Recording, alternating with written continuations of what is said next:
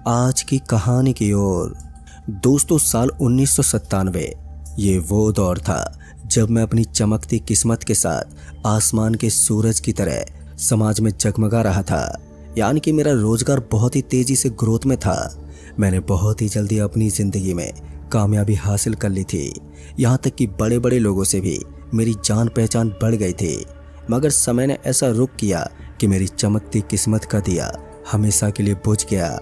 वो गांव और वो भयानक औरत जिसकी रूह ने मेरी जिंदगी तबाह कर दी। आखिर क्या हुआ था मेरे साथ और किस महिला की थी वो रूह जिसकी वजह से सब कुछ तबाह हो गया। तो आइए जानते इसे और भी करीब से। दोस्तों, मेरा नाम प्रेमपाल है और मैं नागपुर का रहने वाला हूँ। दरअसल ये घटना नागपुर से 300 किलोमीटर दूर मझोला गांव की है। वैसे तो उस गांव में लोग अभी भी मौजूद हैं, पर रात होते ही सभी लोग रात के अंधेरे में ऐसे खो जाते हैं जैसे इस गांव में किसी इंसान का कोई नामो निशान तक ना हो। पता नहीं वो कौन सी वजह है जिसकी वजह से पूरा गांव आज भी रात होते ही सन्नाटे की चादर में लिपटा रहता है। और सुबह होते ही जब सूरज की किरण धरती पर गिरती है तभी लोगों की चहलकदमी होती दिखाई देती है। इस गांव के बारे में मैंने सुना तो था कि गांव में कुछ उल्टा पुल्टा है, पर मैं एक बिजनेसमैन आदमी था जिस वजह से मुझे इन चीज़ों पर ध्यान देना शोभा नहीं देता था। उस गांव में मैंने अपना काम जमाने से पहले उस गांव की तहकीकात भी नहीं की थी, जिसका फल मुझे आज भी भुगतना पड़ रहा है। दरअसल मुझे एक दलाल के जरिए ये पता चला कि मझोला गांव में एक ज़मीन ऐसी खाली पड़ी है और गांव के प्रधान ने उस ज़मीन को अपने अंडर में ले रखा है। पर वो चाहता है कि उस ज़मीन पर कोई भी व्यापारी सस्ते भाड़े पर अपना कारोबार कर सकता है और ज़मीन भी काफ़ी लंबी चौड़ी है जिसमें कारोबार अच्छे से हो जाएगा। मैंने तुरंत ही दलाल से पता लिया और उस पते पर जाना चाहा और फिर ठीक 3 दिन के बाद सुबह के वक्त में अपनी कार से निकल पड़ा मझोला गांव की तरफ। और फिर जब मैं 300 किलोमीटर का रास्ता काटकर जब मझोला गांव पहुंचा तो मैं वहां पर पहुंचते ही सबसे पहले दलाल से मिला, जिसने मेरी मुलाकात गांव के प्रधान से करवाई और प्रधान से मुलाकात करने के बाद उस जगह पर ले गया जहां पर वो ज़मीन थी जिस पर मैं अपना काम करना चाहता था। जब मैं उस जगह पर पहुंचा तो मैंने पाया कि उस ज़मीन पर एक छोटा सा घर बना हुआ है, लेकिन उस घर की हालत काफ़ी जर्जर थी। दिखने में वो काफ़ी पुराना लग रहा था। मैंने उस घर के बारे में प्रधान से भी पूछा तो उसने मुझे उस घर के बारे में कुछ भी नहीं बताया, बस ये कहकर टाल दिया कि इस घर के सभी लोग अब यहाँ पर नहीं रहते हैं। अब वो कहाँ हैं इस बात का भी कुछ नहीं मालूम। खैर, मैंने भी ज़्यादा पूछताछ नहीं की और सीधे मोल भाव करने के बाद जब मैंने एक नज़र सही ढंग से उस गांव में मारी तो गांव में ज़्यादा चहल पहल नहीं थी। मुझे लगा शायद सभी अपने घरों में होंगे जिस वजह से इतनी चहलकदमी नहीं है। फिर मोल भाव करने के बाद मैंने भी उस जगह पर काम करवाना शुरू कर दिया और जो घर उस ज़मीन पर था वो तोड़ दिया। फिर तकरीबन 6 महीने बाद जब कारखाने की इमारत बनकर खड़ी हो गई तो कारखाने में काम भी शुरू हो गया। पर पता नहीं क्यों जब काम शुरू हुआ तो कारखाने से धीरे धीरे लोग वहां से काम छोड़कर जाने लगे। जो भी नया कर्मचारी आता बस कुछ ही दिन बाद ही बिना पैसे लिए ही काम छोड़कर चला जाता। अब मेरा चलता हुआ काम बिगड़ने लगा था, जिसकी वजह से मुझे काफ़ी नुकसान होने लगा और मैं एक गहरी सोच में डूब गया कि भला कारखाने से लोग काम छोड़कर क्यों भाग जाते हैं। अब मुझे जल्दी इस बात का पता लगाना था, तो मैं फिर से अपने कारखाने में पहुंचा जहां पर मैंने पूछताछ भी की। और फिर जब मुझे जो बात पता चली तो वो काफ़ी दिल दहला देने वाली थी। दरअसल मैनेजर ने बताया कि यहाँ पर दिन हो या रात किसी महिला की कराहने की आवाज़ आती है जो बहुत ही दर्द में रोती बिलखती है। साथ ही 2 आदमियों की रूह भी दिखाई देती है। और हैरानी वाली बात तो ये है कि कर्मचारियों के टिफिन से उनका खाना तक गायब हो जाता है, जिस वजह से लोग यहाँ से कुछ ही दिनों में काम छोड़कर भाग जाते हैं। दोस्तों, मैनेजर की बात सुनने के बाद मुझे उसकी बात पर यकीन तो नहीं हुआ, पर हाँ, मैं अब यहाँ पर रुककर देखना चाहता था कि मैनेजर की कही गई बात सच है या झूठ। तभी मैनेजर से अपना सामान ऊपर बने एक रूम में रखवा लिया और रात के वक्त मैं वहीं कारखाने में रुक गया। और फिर जब देर रात ठीक 12:45 हुए तो मेरी आंख किसी के कराहने की वजह से खुल गई। ऐसा लग रहा था मानो कोई बहुत ही दर्द में हो, जैसे कि जब कोई महिला प्रसव के दौरान तड़पती है।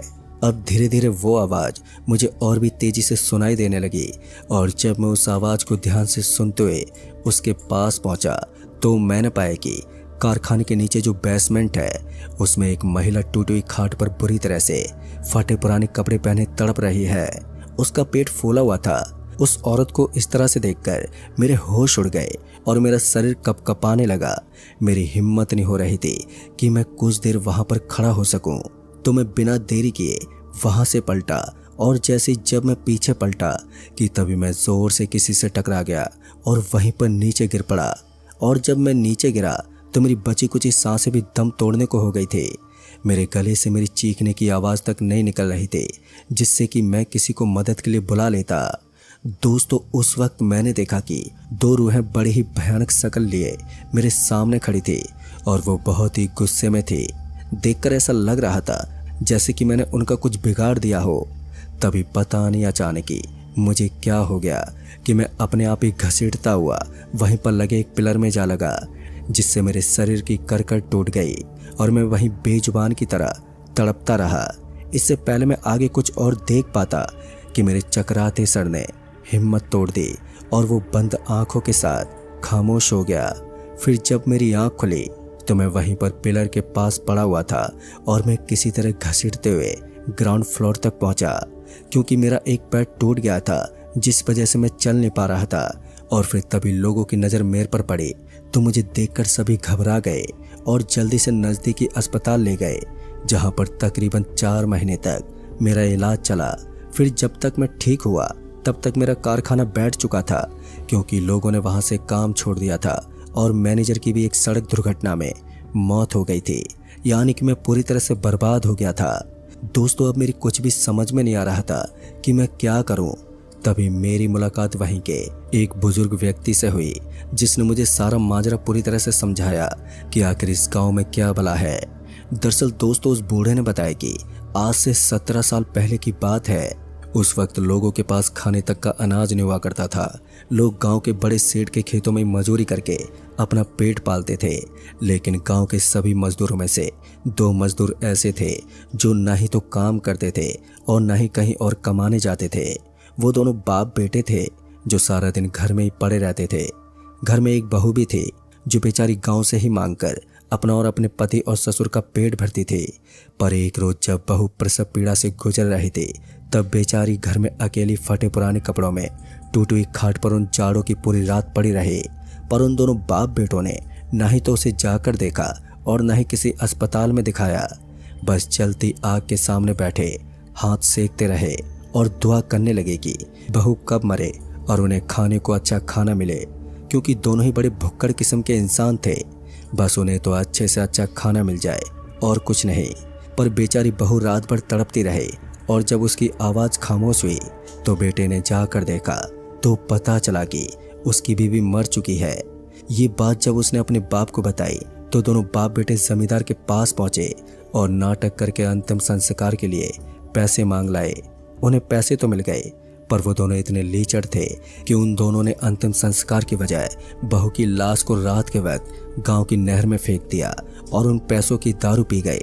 लेकिन गांव में कुछ ही दिन बाद लोगों को कराहने की आवाज़ सुनाई देने लगी, जिससे गांव में लोगों को भय होने लगा और देखते ही देखते उन दोनों बाप बेटों की भी एक रहस्यमय मौत हो गई, जिनकी लाश गांव के चौराहे पर पड़ी मिली।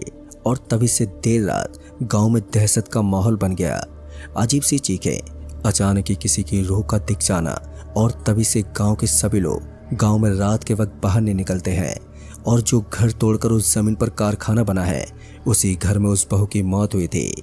दोस्तों, उन बूढ़े बाबा की बातों से इतना तो समझ गया था कि जिस जमीन पर मैंने कारखाना बनाया है और उस जमीन पर उस बहू की आत्मा का प्रकोप है, जिसे वो किसी को भी नहीं हड़पने देगी। खैर, मैंने उस जगह पर जाकर उस बहू की आत्मा से माफ़ी मांगी और मैं अपने घर पर आ गया। लेकिन दोस्तों, इसमें मेरा बहुत ही नुकसान हुआ और मेरा एक पैर हमेशा के लिए टूट गया और उस दिन के बाद से कभी तक मैं सही ढंग से उभरा नहीं हूँ। खैर, मेरी जान तो बच गई, यही मेरे लिए बहुत है, पर बेचारी उस महिला के साथ बहुत ही बुरा हुआ। दोस्तों, आपका क्या कहना है इस घटना को लेकर, ये आप मुझे नीचे कमेंट बॉक्स में ज़रूर बताएं। तो मैं आपका दोस्त राजकुमार जल्द ही मिलूंगा ऐसी एक और नई कहानी के साथ। तब तक के लिए बाय एंड टेक केयर।